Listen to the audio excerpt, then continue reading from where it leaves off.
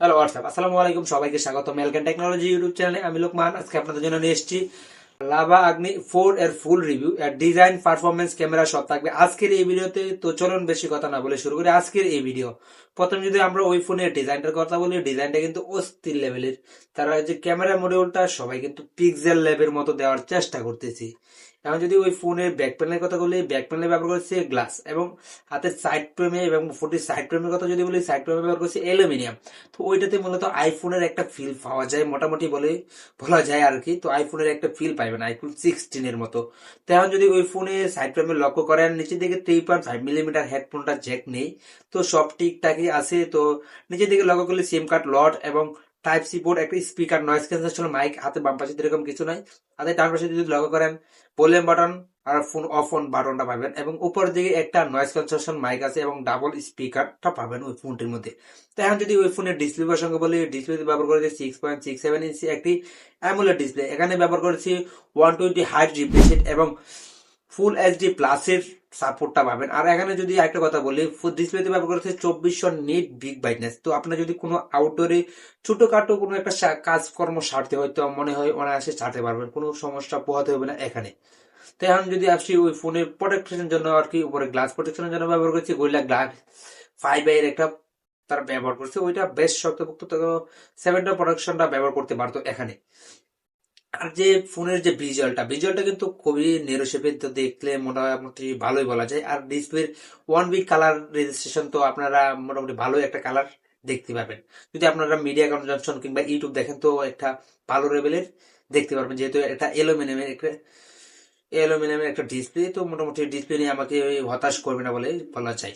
এখন যদি ওই ফোনের ক্যামেরা সেকশনে আসি, ব্যাক প্যানেলে তারা দুইটা ক্যামেরা সেকশন ব্যবহার করছে। মেন ক্যামেরা সেকশনে ব্যবহার করছে 50 মেগাপিক্সেলের একটা মেন ক্যামেরা এবং 8 মেগাপিক্সেলের একটা আলট্রা ওয়াইড ক্যামেরা।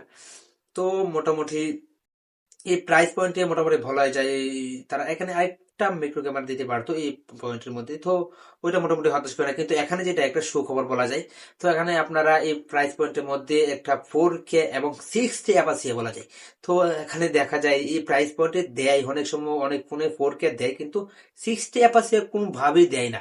তো আপনারা ওই ফোনটির মধ্যে 4K 60 অ্যাপাসিয়া ভিডিও রেকর্ড করতে পারবেন বলা যায় ওইটা কি।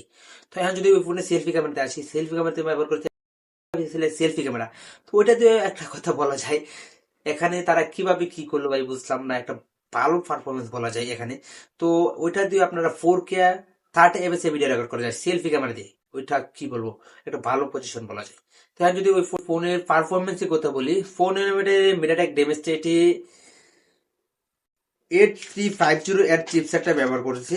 তো মোটামুটি বলা যায় এই প্রাইস পয়েন্টের মধ্যে পারফরমেন্সের কথা ভালোই। তো ওইটা দিয়ে আপনারা মোটামুটি ভালোই গেম প্লে করতে পারবেন। তো এখানে একটা জিনিসের আমার কমতি মনে হয়, যেখানে তারা অ্যান্ড্রয়েড 15-এ রান করতেছে ওই ফোনটা, কিন্তু অ্যান্ড্রয়েড ভার্সন 16-এ যদি রান করতো আরেকটু ভালো বলে মনে হইতো আর কি। যেহেতু 25 সালটা কিন্তু শেষ পর্যায়ে, এখন 26 সাল আইসে পড়তেছে, কিন্তু এখনো বাংলাদেশে অফিসিয়ালি এটা লঞ্চ হয় না। তো ওইখানে ইন্ডিয়াতে লঞ্চ হয়েছে 8,256, এর প্রাইস মনে হয় 22-23 হাজার। তো বাংলাদেশে এর প্রাইসটা দাঁড়াবে মনে হয় 30 কিংবা 31 হাজারের আশপাশে।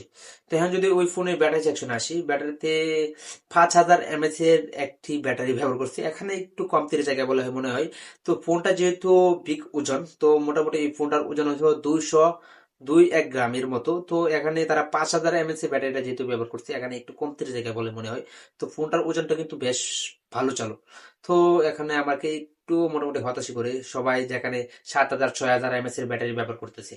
তো এখন এখানে চার্জার হিসেবে ব্যবহার করেছি একটি 66 ওয়াটের একটি চার্জার। তো চার্জার মোটামুটি চলে। তো আপনারা যদি ফোনটাকে ফুল চার্জ করতে যান, তো আনুমানিক 45 থেকে 50 মিনিট সময় নেবে আর কি ফুল চার্জ করতে। তো আপনারা একটু গোসল টোসল সারার ভিতরে ফোনটা দিয়ে ফুল চার্জ করে নিতে পারবেন। আর এই ফোন দিয়ে যদি মোটামুটি আপনারা ভালো লেভেলের হাই গ্রাফিক্সে মোটামুটি গেম প্লে করতে পারবেন। আপনারা যদি ফ্রি ফায়ার খেলতে চান, তো 30 আপনারা ফিফার গেমটা প্লে করতে পারেন অনায়াসে। তো আজকের ভিডিও এই পর্যন্ত। আমার চ্যানেলে যারা নতুন অবশ্যই চ্যানেলটি সাবস্ক্রাইব করবেন, আর ফেসবুকে ফলো করে রাখেন নেক্সট ভিডিও পাওয়ার জন্য।